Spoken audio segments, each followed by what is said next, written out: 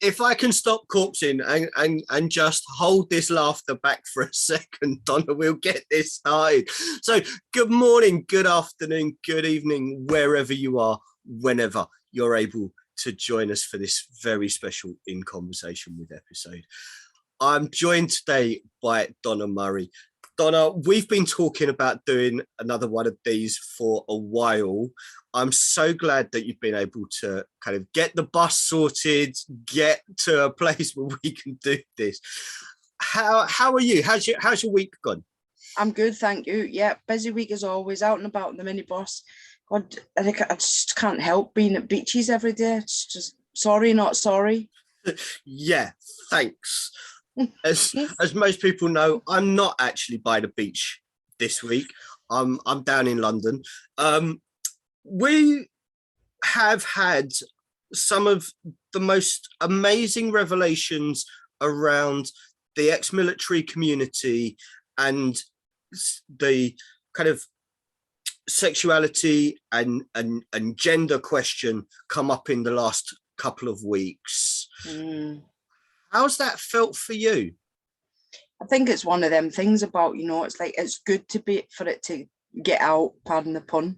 It's good for it to be out there and to be talking about it. It's good to have these conversations, as much as it can be quite painful. It is good because it has to be talked about. And it's something that we've spoken in kind of for hours about over the last sort of year or so.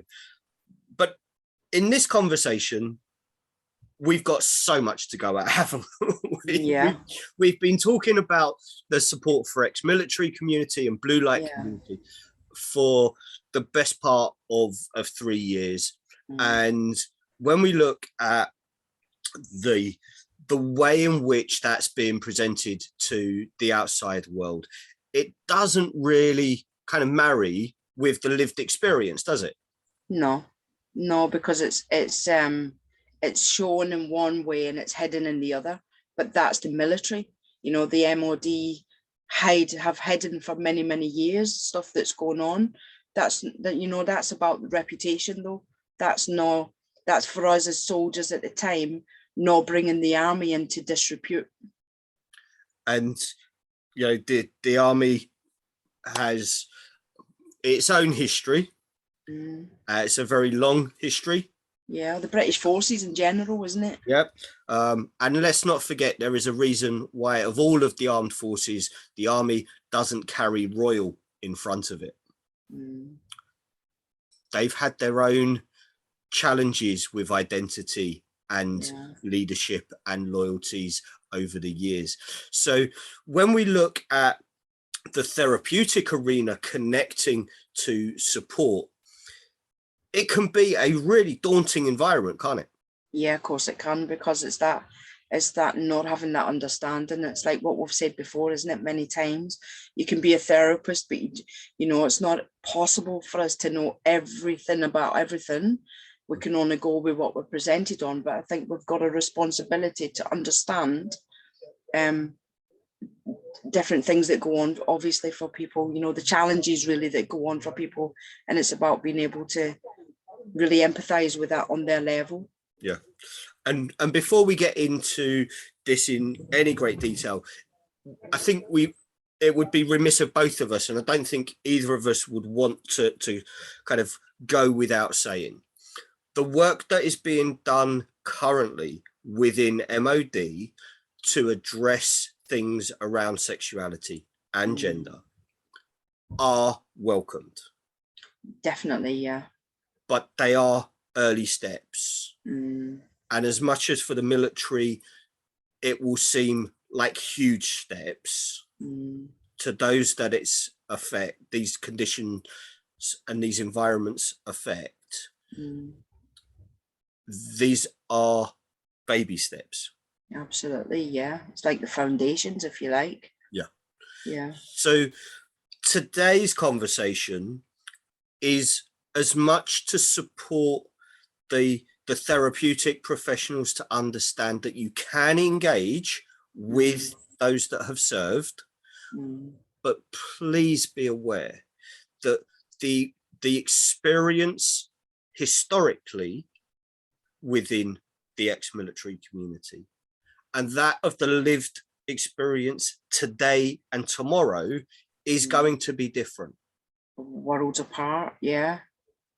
So when we look at the experience and that the public have of the military, and certainly the ex-military community in kind of predominantly, what would you say are the biggest misnomers or kind of biggest departures from reality that we really should be aware of? As in historical or now? Yeah. Historically. Wow. Given my person, so personally, you know, it was like I was marched into an office and I was asked if I was a gay. And that was partly because I wasn't going out and done a lot of the things that everybody else was doing. And so when I got into this office, it was horrific. You know, there was a choice of tell them that I'm gay and be totally catapulted back out the armed forces, or lie and comply. So I had to lie and comply, and that's how it was back then. It's only been recently that law of the armed forces has been changed, because suddenly it's okay to be gay in the forces.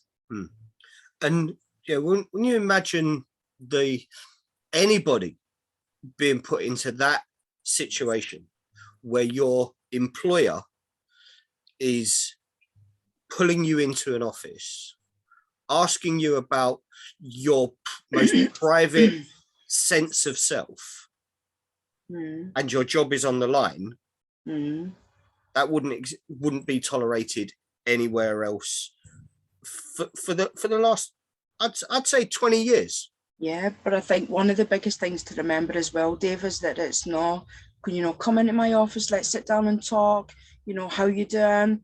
You're in the forces, you're marched in, you're already on parade, you know, you're stood at attention and you're there.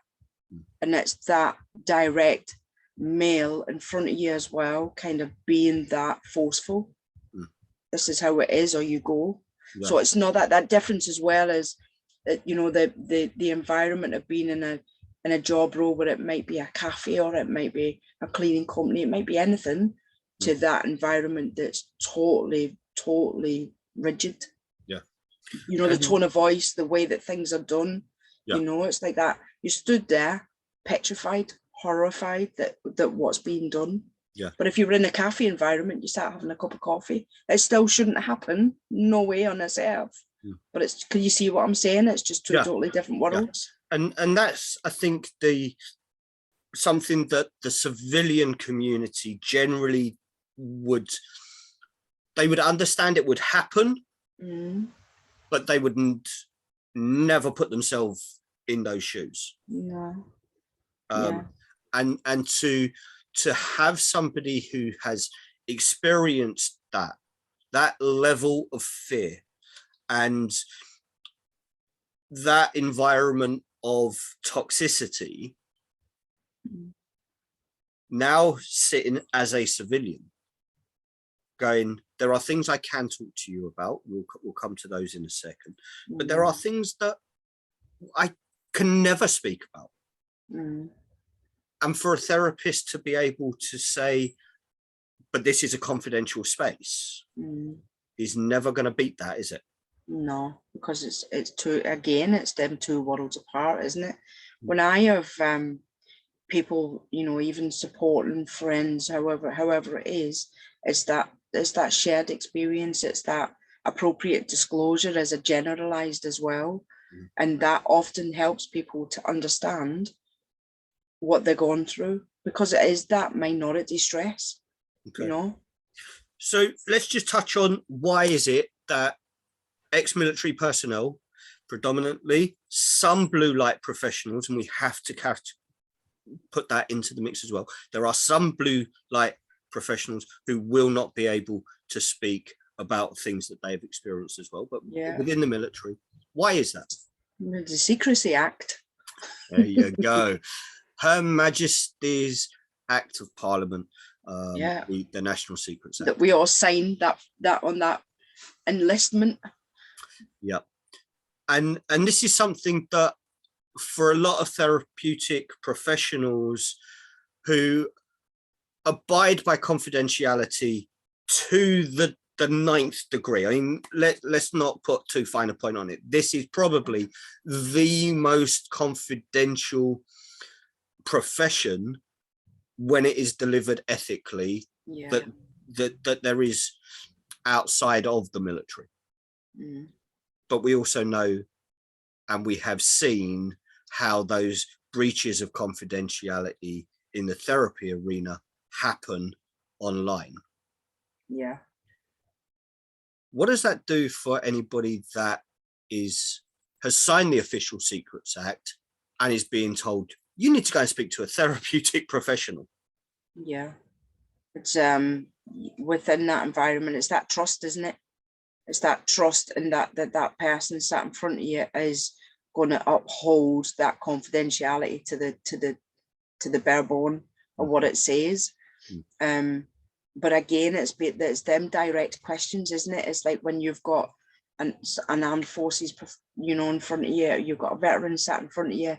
It's about asking them questions and allowing that person to be able to have that responsibility and that choice to talk about it. Do you think that professionals coming into the therapeutic arena understand the survival, the base survival techniques that individuals with military experience will carry with them? No, because the level of training that's there doesn't cover any of that. But then again, that was no different for the blue light services as well, is it? There's an understanding that actually, blue light services, they're going to be hit by trauma, but we don't take it to that level. But then again, it's on that other level, isn't it? There was just very briefly, there was a young person broke down on the side of the road a couple of weeks ago, and I stopped to try and support a little bit. And we got into conversation trying to distract about what she does and stuff. Anyway, she says to me, "What do you do?" And I said to her, "Oh, I'm a veteran." And she went, "A veteran?" I went, "Yeah, I've been in the forces." And she went, "Oh," really confused. And I said to her, "Well, what's your idea of a veteran?" And she said, "Well, men at war." So it's that understanding, isn't it, that the general public don't even have that capacity to think about female or other gender veterans. Yeah. And the presentation of veteran has been very much led by agendas within media, within charities, etc.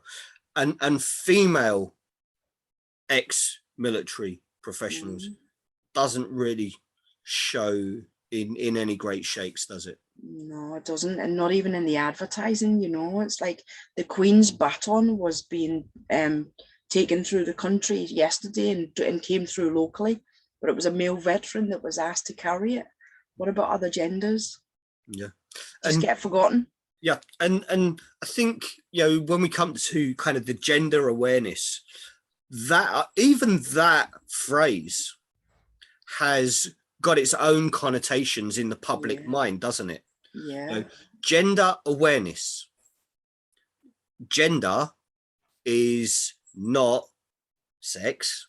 It is not a species prerequisite. And being aware of gender can just be as simple as, hold on, have we got everything in play to support the individual? Yeah. Gender is irrelevant in the support as long as the awareness is there of how to provide that support. Yeah.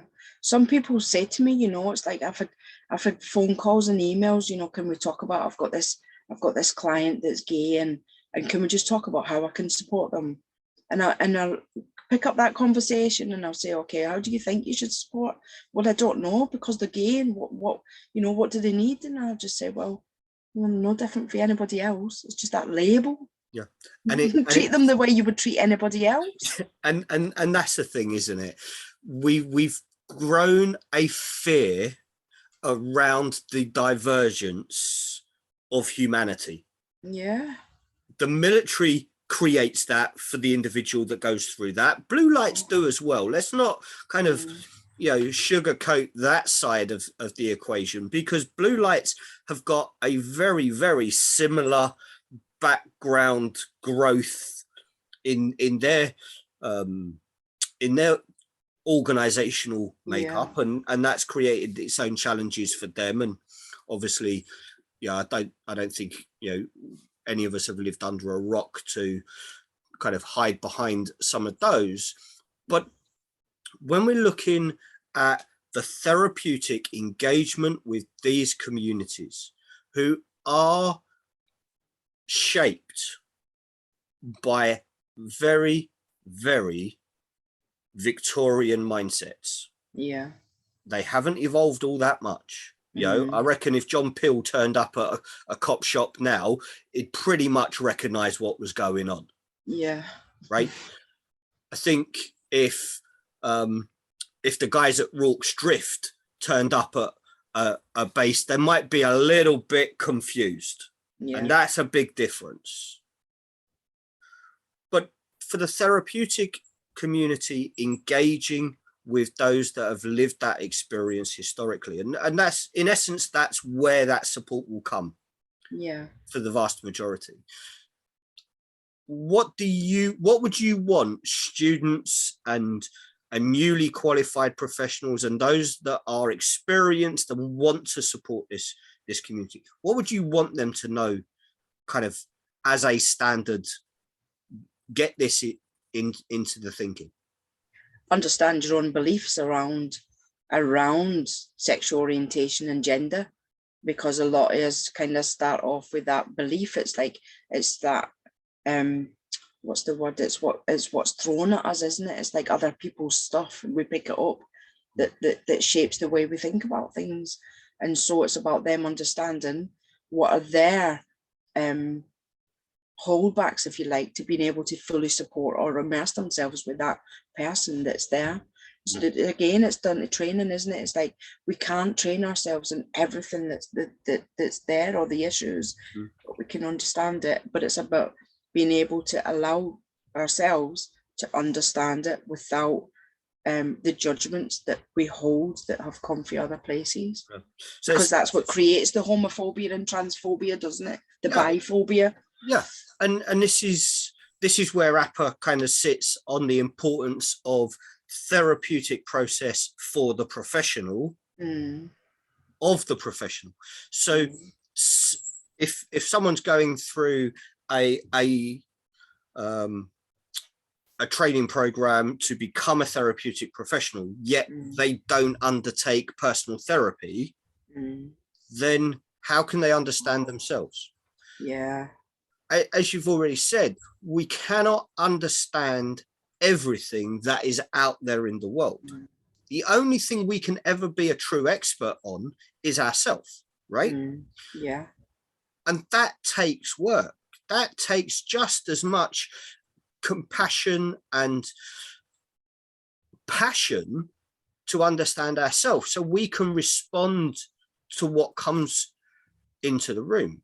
And if courses are not including that as a part of that individual professional's growth from the outset, what does that say about the attitude of the professional that's born if they don't understand themselves?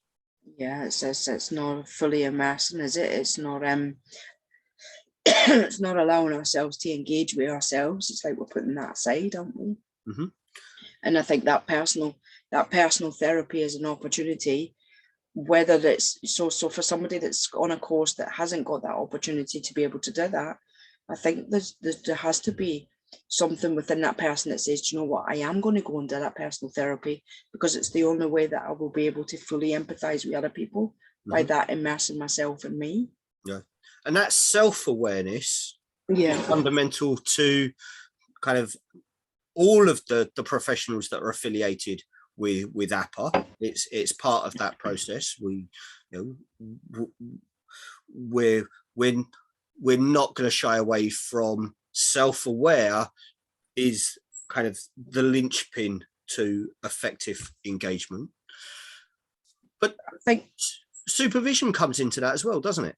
yeah, it does, yeah. And that was one, you know, it's like the one thing that I was going to say there was that, you know, when I done my training and personal therapy was compulsory, I can't speak for anybody else, but I took myself and kind of bore my heart and soul, because I knew the only way to be a good therapist was to be able to pull at all my demons.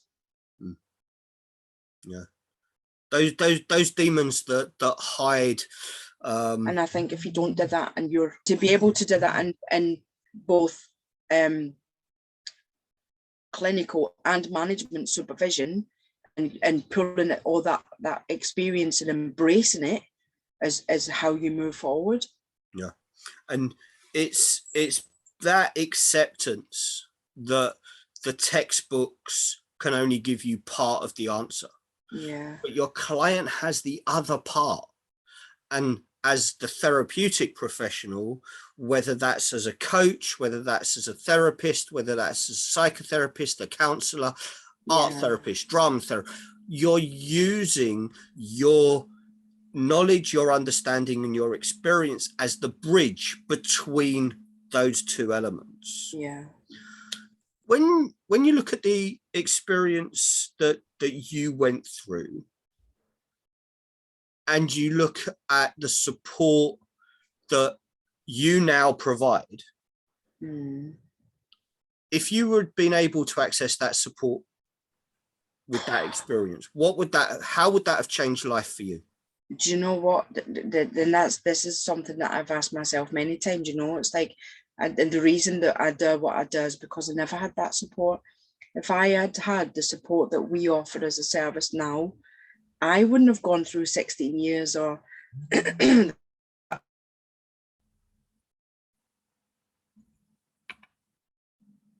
15 years of really, that's one of the reasons why I do it, because I know that it's needed, is that understanding. And that's why we provide that training. I know that you've got your bit more training, and we've got our understanding the armed forces and resettlement, and kind of working together and collaborating with that as well.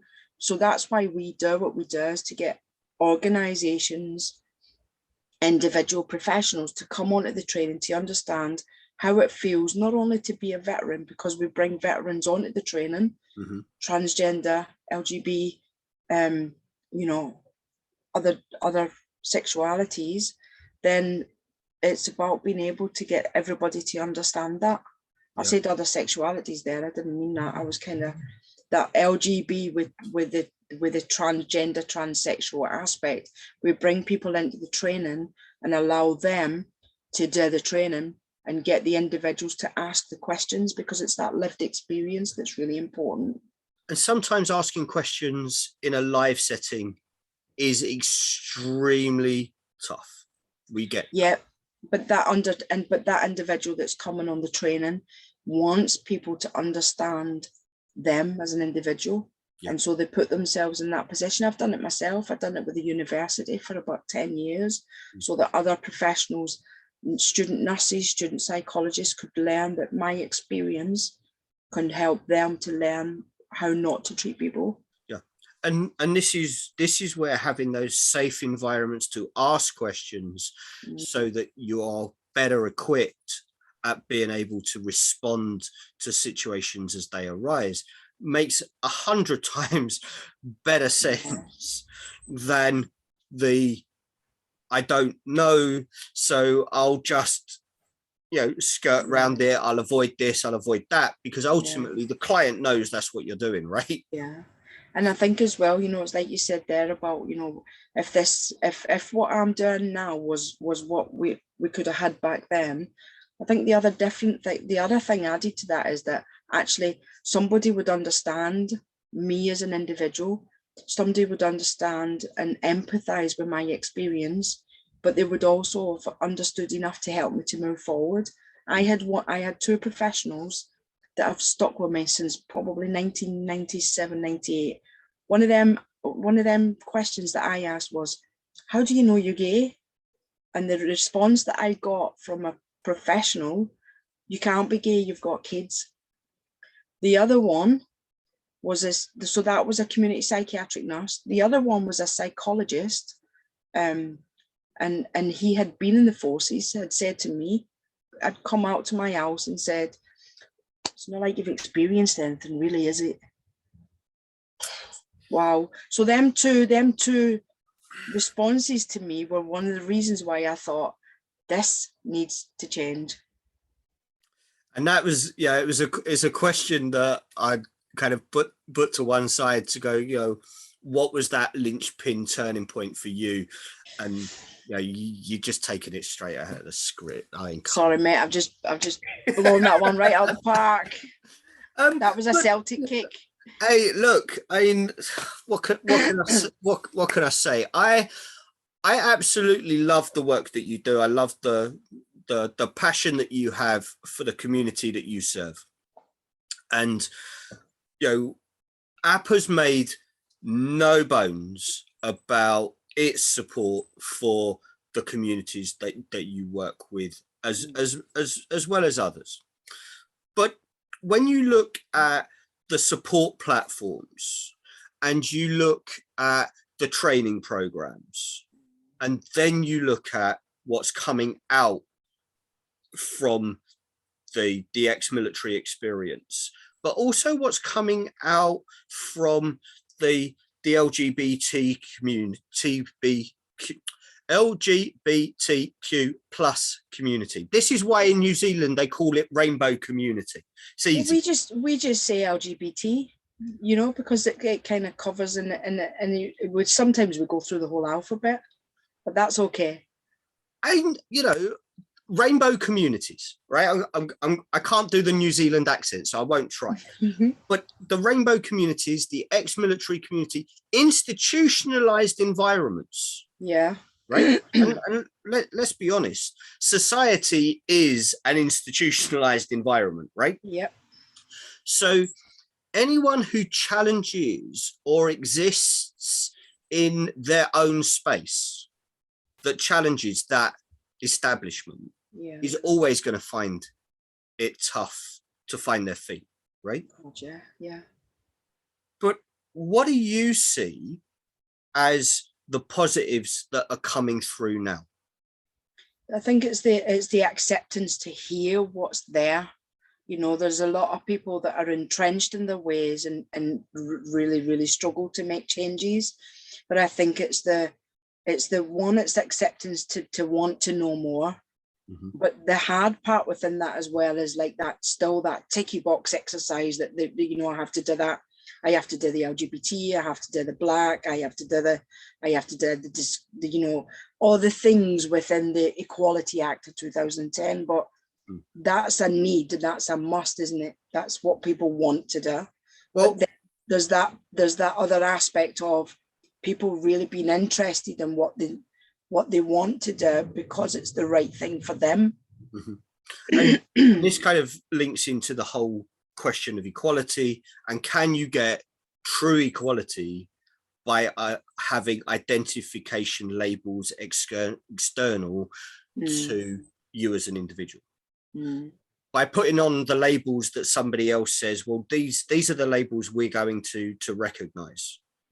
What for want of a better phrase, you know, as someone who has mixed genetic heritage, right? You know, I might look Caucasian, right? But my DNA is slightly different to that. Yeah. So I get looking at those boxes and going, where do I fit? Even now, with all of those, you know, if we took every scenario that has been presented over the last 5 years, that page would probably be about 3 pages deep. Yeah. To get every single scenario covered, right? That's not a practical, but in my mind, it's counterproductive. Yeah. Because you can, as soon as you go, I'm going to put myself in this box, everyone else is going to treat me because I'm in that box. Yeah. I do something for that organization because I'm in that box. Well, actually, guess what? I don't live in a box. Yeah. You know, APA's questionnaire and feedback documents, we have 2 questions when we do our courses when it comes to diversity. We ask people's age category, just so we know that we've got the right people in the arena. Yeah. But then we ask people if they are human or not human. Yeah. Because if somebody ticks a box that says they're not human, that's going to be a whole new conversation that everybody in that room is going to want to have. And wow, they can talk. You tell me. So if they're human, then guess what? They're all going to be treated as a human being. Yeah. And that, to me, is the most unifying part of diversity that there can be. Because no one has to declare what is their deepest, darkest, most intimate experiences unless they choose to. Yeah. And giving people that choice, I'm a human being. Don't want to be treated differently because my experience is not what the color of my skin says I am. Yeah. You know, I mean, Gandhi famously advised somebody who had lost a child to raise a child that had been orphaned in conflict, but orphaned to parents of a different faith, a different religion, a different culture, because that way you raise a human. Yeah. You don't raise a set of boxes. And I think we're moving to a time where that awareness of diversity being labeled as counterproductive is becoming more common. Do you think that the therapeutic community in its own way is still hung up with the boxes? I think so, yeah, but I think a lot of that doesn't come down. So I do. But within that though, there's constraints within the working environment, isn't there? Because without them boxes, without them labels, funding providers won't provide that grant, because you need to prove that assessment of need for them different categories. So it's sometimes out of their control. But I think coming down to the personal beliefs of people, you know, only until recently, maybe 3 years ago, 3 years ago, I sat in a training room with other therapists and we were talking, and it was an induction type environment for a new job. And somebody said to me, I just kind of started talking about my kids, and this therapist said to me, "You've got kids." And I just kind of thought, here we go. I said, yeah, I've got kids. I said, gay people can have kids as well, you know. So even that mentality within anybody's head, it's putting that right, isn't it? So yeah, I think the labels and the boxes need to be there sometimes because of funding, not because of any other stuff. Yeah, and I think it has its place. It's like a tool in a toolbox. Yeah. It should be used for the right job. Yeah. Use the right tool for the right job. Yeah. Stop trying to use a hammer to carry out, you know, delicate, you know, knife work. It just doesn't work. Use things in the right way rather than using them in a blanket way.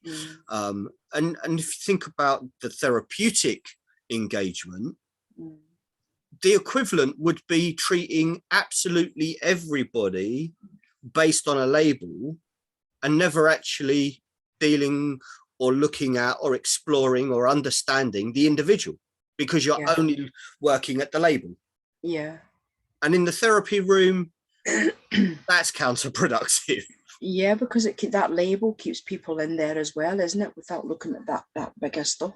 Yeah, we know how labels work, don't we? Yeah. Oh, So labels have their place. Let's mm, use them in the right way. Let's get to a point where individual to individual, soul to soul, person to person, we are engaging with the individuals yeah, rather than with labels.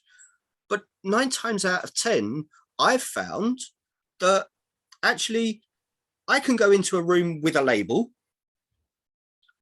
but actually that's not the be all and end all of who I am. no, And if no, everyone else is just stuck on the label, very quickly I'm going, I don't want to be in here. yeah, And that's the same for those that have been through those institutionalized environments, isn't it? yeah. You know, it's like some coming out the forces, and part of that resettlement is the people will go from veterans group to veterans group to veterans group to veterans group to veterans breakfast clubs to pubs where there's lots of veterans. But it's unhealthy because then we're not enabling ourselves or our clients, encouraging them to move out with that. We're keeping them stuck in it. Yeah. Because we're not then encouraging them to be part of society. Do you think, and this leads into kind of the next kind of big chunk of this, and I know we've covered a huge amount, and we've looked at the therapeutic industry, we've looked at kind of the societal stuff.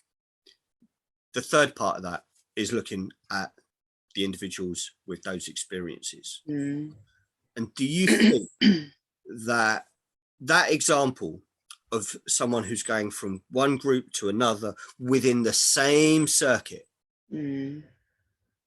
are holding in that space because there is a fear of the outside of that? Absolutely, you know, that's 100% accurate. You know, it's like, don't want to step outside that world because who else has got my back? I'm coming back into Civvy Street and I've got to reintegrate. But this is a really scary place to be, especially when you've just come from being in a world where, you know, and you're out in service and you're looking that way for threat, and somebody's your colleague and your mate is at your back looking the other way. You know, you don't need to look that way because they've 100% got your back. When we come back into Civvy Street, it's like, oh my God, this is just such a place we don't want to be. And for a lot of people that join the military, they join a military because of that same fear, threat, etc. That's in Civvy Street.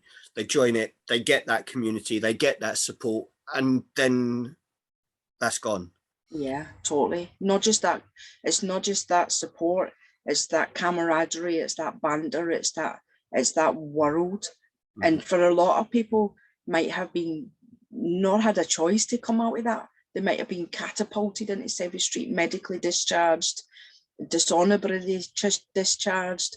There's lots of reasons for coming out, and that's another aspect of where that person sits with their mental health as well, as to how they've come out of the forces. I don't, you know, it's like that, because that really impacts then on that loss. If they've been put out the forces for whatever reason, then that's a massive painful experience, especially if it's a medical discharge, because it's that rejection, it's that failure. Yeah. And all of those component parts, all of those variations that make up the individual's outlook is something that I would guess the public presentation of what a veteran looks like, what a veteran is dealing with, has been so misrepresented that it's not necessarily the point of exit that's the challenge. It's the months after it, when society is responding to that individual based on what they've been told a veteran looks like. And what to expect from a veteran. Well, we've all seen the horrifically injured that go on to do amazing things. They don't go on to do amazing things because they were injured. They go on to do amazing things because they're amazing people. and this is the kind of the charity drive of, you know, help the veteran. The veteran only needs the space to operate. Absolutely. It's one of the things that I can remember from, you know, my upbringing. All a good service personnel member needs is the right space to operate, and they will be able to operate. And the one question, the one thing that they need to hear categorically is that you're not in the forces anymore. You're not serving anymore. You're not a soldier anymore. Yeah. And that helps people eventually, within a space of time, to understand that they can make them changes. Yeah. You've got to whittle down that pathway. You know, you come out on the motorway that is the forces, right? It's going at 100 miles an hour, and it's going to keep going. But you're now on the hard shoulder. Yeah. And then you're going to be on the verge, and then you're going to be on the B road. Then you're going to be on the A road. And but you're still entrenched, you know. It's like within all of that, within all them lanes, you're still, you know, it's like we've become so institutionalized and so in our ways that even after all these years, you know, it's like wardrobes can still be hung up with space between the hangers. You know, it's like, to put a phrase in, you can take that person out the army, but you can't take the army out that person. Yeah. We can start to, and we can make changes, positive changes, but things that will always be there that we can't change. Yeah. And it's about working with those things that are now part of the DNA, isn't it? And it's adjusting, and it's adapting. You know, adapt, overcome, survive. Yeah. Right? It's time to adapt. Yeah. By adapting, you will overcome. And by overcoming, you will survive. Yeah. And that's what therapeutic pathway looks like for civilians, just as it does for service personnel and blue light. Within that as well, it's like, you know how we say, well, you know, the highest suicide rates happen in the summer. Yeah, the highest suicide rates happen in the summer, and even for the armed forces community. But within that as well, there's reactive times. You know, it's like I'm talking about that understanding the questions that you've already asked, and kind of molding a lot of them questions into one thing around the reactive experiences will kick in at times that they might not kick in for general public. The armed forces and civvies we have a depression and anxiety and everything else, but for the armed forces there are specific times where they will kick in. Like the end of the year, we've got Guy Fawkes, then we've got Remembrance Day, then we've got that run up to Christmas, then we've got that run up to January where people were sent out to the first Gulf and the Falklands. So it's that understanding as well as a therapist that specifically throughout the year there are times where people's mental health is going to be through the roof because of that reactive stuff. Yeah. And it can be the anniversary of joining, the anniversary of leaving, all of these component points, which therapeutically are points of, or anchor points that if a therapeutic professional understands, these are the flash points for that individual. Yeah. How many professionals actually have a profile of their client that gives them as full a picture as possible as to what that client is working with? It's like we all get, a lot of people get, I don't personally, because I don't have any pets, but a lot of people are kind of get really anxious and really stressed and worried about the dogs and other pets when it comes to Guy Fawkes. And forces community is exactly the same, you know. It's like that Guy Fawkes experiences can be really horrific, but then so can any other time of the year. But it's that awareness, isn't it? Yeah, and I think there is major moves, and I do support that the firework industry, which is ultimately pyrotechnics, which is explosives, right? Let's not put it down to what it isn't, right? Yeah. There should not be fireworks for civilians, Yeah. period. There is no reason for that to happen. Yeah. Organized displays, predominantly nowadays, are set with music, which means there doesn't need to be the audio of the explosion. Yeah. And that, if you take out the explosions, you will reduce a massive amount of what a lot of people say is the problem here. And then create an enjoyment environment, isn't it? There you go. You're changing what all of those people who cannot engage with those displays currently would be able to, number one. So you're going to get more people pay to go to your displays because they're not going to be at those flashpoints, right?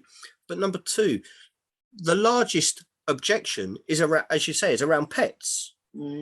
Well, if you don't have, domestic fireworks because you've got organized events that are kind of accessible, then you don't have that factor there at all. So as you say, there are these big flashpoints, and I can get sidetracked into explosives all day long, I can. But nice try. You know what, on the whole as well though, it's like, I know that we say a lot, don't we, about what therapists can and can't understand, and but it's, again, it's like that, down to that personal responsibility of CPD, isn't it? And it's that learning about, a lot of people have got that armed forces experience anyway, because a lot of people have got somebody in the family that's served. So and as much as we're putting out there that therapists, we don't need to understand everything, again, it's that the armed forces world is so interesting, and there's so much learning from it. It's about getting ourselves involved in it, isn't it? And exactly. And that brings me to the last thing that I wanted to raise, and you mentioned it earlier, and that's the military banter. Oh God. We have, and if anyone's watched other in conversations with, they will have seen conversations that we've had with Roz, and who worked with it was the RAF, but and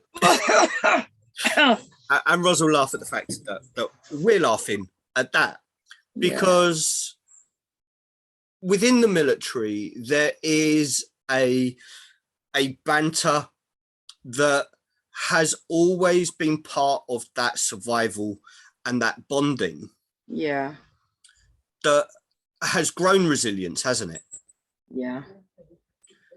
What's your take on the recent banning of certain elements of banter? Dare I go there? And and I've actually spoke to other people. I'm laughing, but it's just as the armed forces world will never be the same again. And on a serious note though, can we talk about that? Can we say what's actually happened? I think for the therapeutic community to understand that there are going to be veterans and those that have served before the ban who will never understand it. No. And there will be those that serve after it that will never understand it either. Because it's two totally different worlds, it's like that stuff that's totally unacceptable, the gallows humor, all that stuff that goes with that helps us as individuals to get through the most horrific things that a lot of people couldn't even understand or think about. But when people are joining up now, it's a different world. It's it's like people that are joining up now or have joined up recently have been told, join the forces, you'll have a great life, the banter's amazing, and all these things, and people are joining up and they're not staying long, and they're getting out because it's not what they were told it was. And that tells us that armed forces experience has massively changed. That banter is like is an absolute was an absolute priority. And because it's changed, it will never be the same again. And I think to the civilians that are watching, we have to be very, very careful about the extent of what banter is here. Yeah, because it can, I'm sorry for Go on. interrupting, but I was just going to say whilst it's there, because the banter, and I'm totally honest, at times gone, it's totally sexist, homophobic, transphobic, racist. It's all these things in a world where it was acceptable, even though it was totally unacceptable. And as a female, having to put up with that as well, you had to grin and bear it. And we're talking about a cultural evolution that's happening within the military, that's being led by a society that is evolving, that has no connection with that military experience or understanding of why that was important. Yeah. Conflict is not going to the shops, getting a job with HR. That is nothing like what is going to be experienced in day-to-day life. And yes, there are elements of racism. There are elements of all of those things that the rest of the world go, no, we don't like that. Thank you very much. Yeah. That's not acceptable. Yeah. If you cannot cope with those things that society does not like, what do you think an enemy is going to do to you when they get you in a room away from your support system? They're not going to talk to you over a cup of tea. They're not going to ask you how you feel. They are going to make you feel as horrific as possible. Yeah. And if we cannot prepare people for the things that they do not like, things that happen in the dark, that where society isn't watching, and unfortunately, Fox News might like to be able to present the idea that the military is a reality TV show, but on the ground, these people's lives are dependent on being able to survive those scenarios. Yeah. The banter that gets them through it is that's mental health first aid for the military. Yeah. And that's just been taken away from them. Yeah. Without an effective mental health support system to kind of fill in the void. Yeah. I don't believe the ban is going to last. It's certainly not going to take effect in operations. Yeah. But it ticks a box for the rest of society. Absolutely, yeah. Do you think the therapeutic community would benefit from understanding the need for that kind of humor outside of the societal kind of framework of the civilian world? Yeah, because it goes hand in hand, doesn't it? It's like salt and pepper. It's like without that, there is no greater understanding. It's something else that has to happen. And when I deliver my training around the armed forces and resettlement and all this stuff, I am totally 100% honest about what I say. You know, I won't sugarcoat stuff. I will tell it how it is, and I'll tell it how it has been, because then that helps therapists and anybody that's working, professionals with individuals, understand that world. And again, it's even in that therapy room, I will be 100% honest with my clients and not sugarcoat stuff, and be sitting there, and I will swear, and there'll be things discussed in that room that no other therapist would be allowed to do. No. But I'm allowed to do them things as a veteran myself. Yeah. Does that make sense? Yeah. And this is where I think the understanding grows. When we are working with those that have served, whether they have served the British Army, the Royal Navy, the Royal Air Force, the Special Forces. Yeah. And I put Special Forces separately for a reason. And for the civilians among us, Special Forces cover all of those. Yeah. Without being connected to all of those. Yeah. You know, the AA might like to see itself as the fourth emergency service, but seriously, no. Our Special Forces are the emergency service for this country. Yeah. When we look at that community, and as I say, when APA's delivering its program community, it's completely different to if we were presenting to a school, or if we were presenting to a workplace. But when we look at moving forward, how do we change and evolve? How do we grow that pathway for those veterans? Yeah, it's about being able. Yeah, on you go. Sorry. I was just going to say, what would you like to see happen in the short, medium, and long term? I think, you know, it is what we say it's going to be. You know, it's like that. The thing that we're promoting is like that, discussing quite frankly, and asking direct questions with the people that are sat in front of us. You know, it's like that. We can't go out there and we can go out there and train people and know that's going on, can't we? But it's about that, the individual therapist allowing themselves to be different in that room with the armed forces community, because it's a world like no other. Yeah.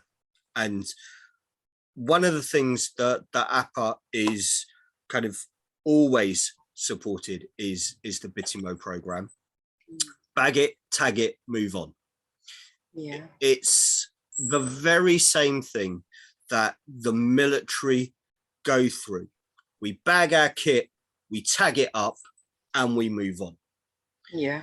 And this is where, for once, and probably the only time, certainly under NATO's remit, there is a program that puts psychological awareness in the hands of both the member that served and their person of significance. That's the first backup point, isn't it? That person of significance, whoever that is to you as the person that served, that person closest to you has to understand how to work with you in that environment of transition. But do you know what though? It's like a lot of families don't know how to understand. A lot of families and a lot of partners, spouses don't 100% get it either. Yeah. Because as armed forces, we don't talk about the work. We go out to work, they know that we've gone to work and we're serving the forces, but don't know the specifics of all that's been done.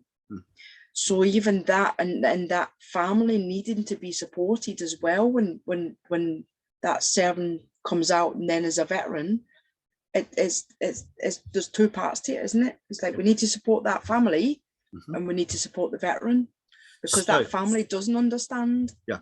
And this is why BITIMO works so beautifully, because we're not talking about the lived experience in the forces.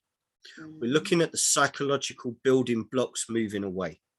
Yeah. And those building blocks are for both, well, for three parts, because there are three groups of people that are in a BITIMO presentation. Yeah. Those that served, their person of significance, and then the employment community. Yeah. Businesses that want to support the veteran community are able to be in that room because they are sponsoring the seat for the veteran. Yeah. So you have businesses moving forward into how can they physically support. What they can do is they can sponsor a seat for a BITIMO presentation. That puts the veteran in the room. APA sponsor the seat for their person of significance. That triad that is formed not only reinforces the connection of the individuals that served and that banter and that support system that they are ultimately missing when they come out, but also a support network for the families. Because again, when the service member leaves, the family leaves. Yeah. And if that's housing and everything else, guess what? It's a whole new start. But and some of them young people, you know, it's like some of them kids have been to like 7 primary schools. Horrific in itself. Yeah. And when you think that, as you picked up, that the vast majority of people that are now classed as veterans are veterans with one contract. That's 4 years service. If you leave school and sign up 16 and 8 months, you are a veteran by your time you are 20. The largest proportion of people that are incarcerated and homeless by ex-profession are the ex-military who have done one contract. That shows that the support for those youngest isn't working. Bitimo puts that in. The work that you're doing in the resettlement program is doing. Organizations out there providing the awareness of housing and benefit systems and employability, everything, all of these components are working, but they are not working together. And they are not working consistently, and they are not working on changing the understanding that a veteran that comes out is not broken. Give a veteran the space to operate and they will excel, period. Take that away from them and they will disintegrate. Make a choice as a society. What do we want our veterans to have? More of the same, or what, in my mind, they deserve that collective support. And that takes all of society, employers coming forward and saying, yes, we want to support this community, but not just saying, yes, we'll guarantee you an interview. No, don't guarantee an interview. Nobody wants to be in an interview for the sake of being in an interview. We're not saying guarantee jobs. What we're saying is guarantee the support pathway. Make that the priority, and guess what? They will fly through job interviews and give you the best productivity that you can imagine. But it's the same with most in institutionalized environments. If you give the support to exit it, they will fly. What have you got going on? You've got the bus. And your drop-in centers are flying, and I know you've got a little added extra because you've got some of this stuff going on, haven't you? With the haircuts and Bluey's haircuts. So come on. But that's all part of the minibus. The minibus is, we've raised the money now for the conversion. It goes in at the end of July. Yes. The back of the minibus is going to be like a little cafe area, because we don't want it to be look like a therapy space. So it'll be a cafe area, but it'll be seating, and there'll be a whiteboard on one of the windows, so we can still do that EMDR CBT stuff. Then moving up the minibus, we've kind of got a little kitchen area. Then we'll have our shower and our toilet. We'll have a little office area, and then at the front of the minibus, right into the front, we'll have our haircut service. But this is all for, it's like that getting out into that serious stuff. It's like getting out there into them rural areas for our disabled clients, our older people, getting out there and finding and tracking down our homeless veterans, because they're not sat on the high street. They're dug in on beach, dug in the woods, they're dug in the forests. They're using the skills that they were given by this country to keep this country safe. And guess what? I want to thank every single one of them. They're escaping, they're down their escape and evasion from society. We'll find them though, because we already know where a lot are, but we know, as veterans, we know where people are, because having been homeless myself, and I don't know everybody's experience. I can empathize with everybody's experience, but I've got my own lived experiences of being homeless and sleeping rough. And that's another reason why I do what I do, because we can't bring everybody back into society because they don't want to come back into society. But if they've got that bit of hope that Bluey's going to turn up once a week, then they can hold on to that I can just get through this weekend because Bluey will be here on Tuesday. And Bluey, the minibus, is called Bluey because the way that we used to communicate was with the old airmail blue envelopes. So Bluey, the minibus, is the modern communication for the armed forces. And It's so exciting. I absolutely love what you're doing. I want to say a massive thank you for your time. And I know this has been a really big conversation. We could have probably done this over 2 or 3 episodes, but I think for those that have taken the time to join us for the whole of the conversation, I want to say a massive thank you. Yeah. The CPD option is, as always, available. Get the CPD questionnaire. Let us know what it is that you've gained from the conversation to get that CPD. CPD should not be handed out like confetti.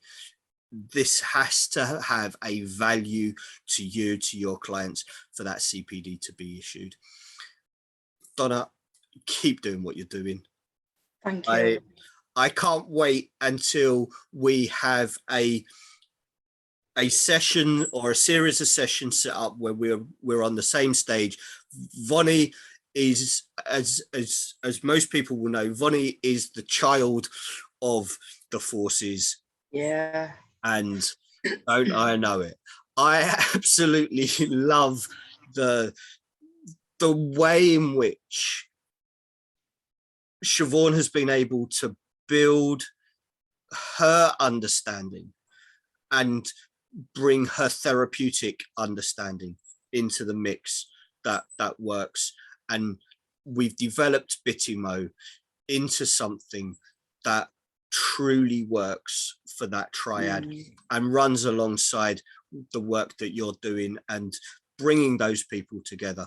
So I really do look forward to being able to kind of get those presentations running side by side, and really showcasing what the evolution of therapeutic support for the ex-military and blue light community is, and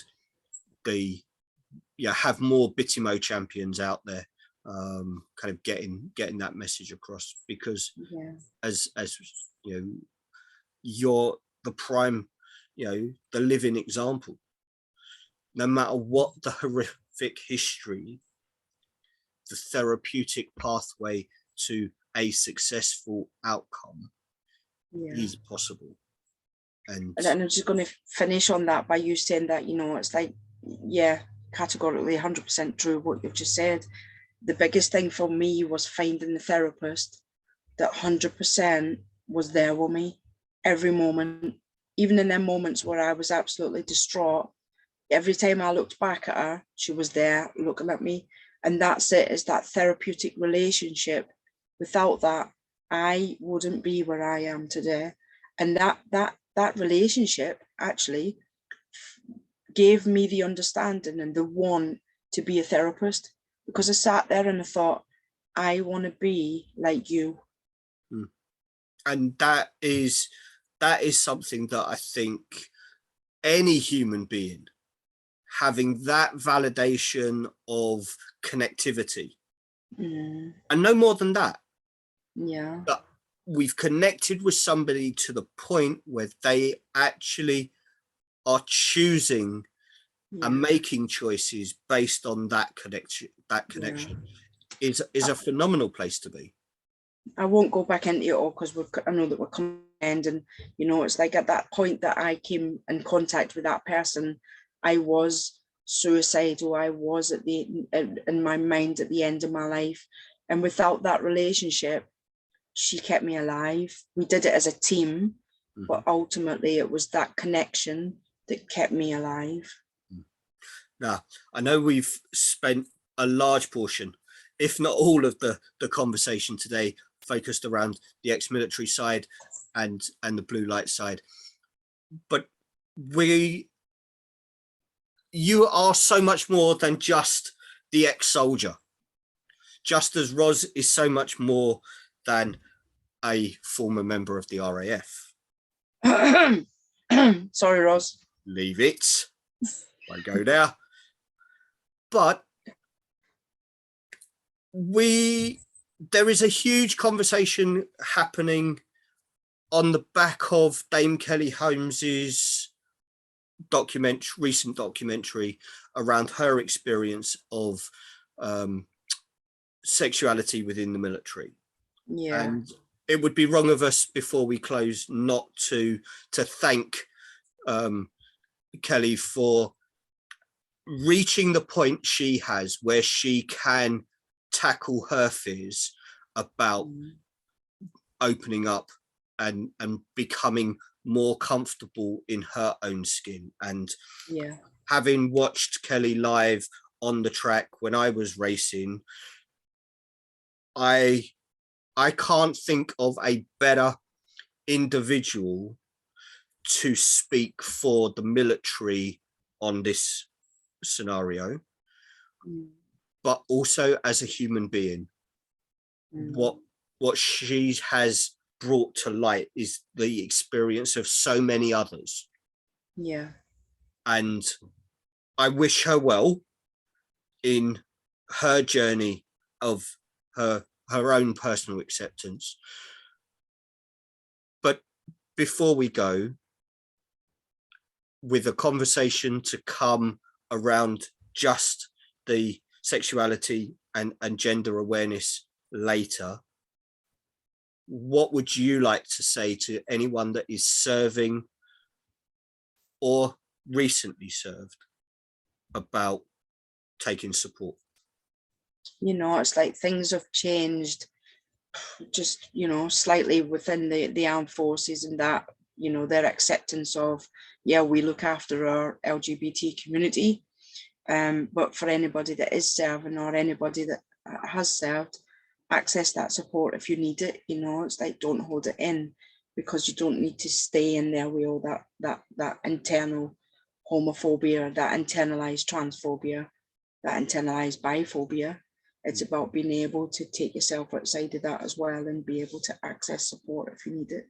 There is support there, and trusting in the fact that if you don't feel comfortable when you have accessed that support, then it's okay to find another therapist, because as therapists, we're not offended if we're not the right therapist. You've got to have that connection and understanding to be able to work through the depths of what's going on for you.